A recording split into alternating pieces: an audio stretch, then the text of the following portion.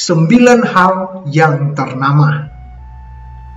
Tradisi Nias berbicara tentang yang 9 hal yang ternama, Sisiwa Motui, atau tentang pohon yang disebut Turiana Tuan atau Turiana Duha.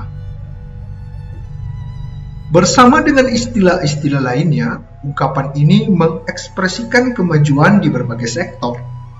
Angka 9 melambangkan berbagai bidang dalam hidup atau karya umat manusia yang telah mengalami kemajuan.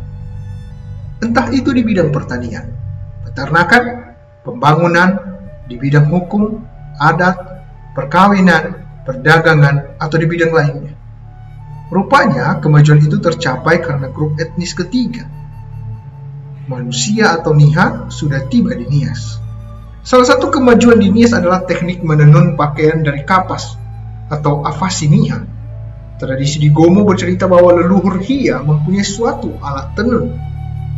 Alat itu dipinjam oleh menantunya. Kemudian terjadi perang karena pihak menantu tidak bersedia lagi untuk mengembalikannya kepada Hia.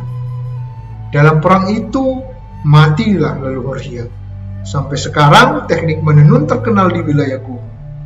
Kita boleh bertanya pula, kenapa daerah pantai di Kecamatan Lahusa diberi nama Balaika?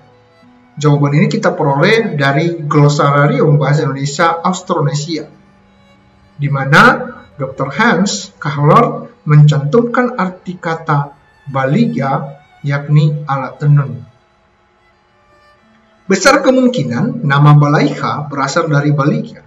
Bicara tentang 9 hal yang ternama atau Sisiwa Motui, atau tentang pohon yang disebut Turiana Duha, tidak lepas teknik mengukur. Rupanya pendatang baru sangat teliti.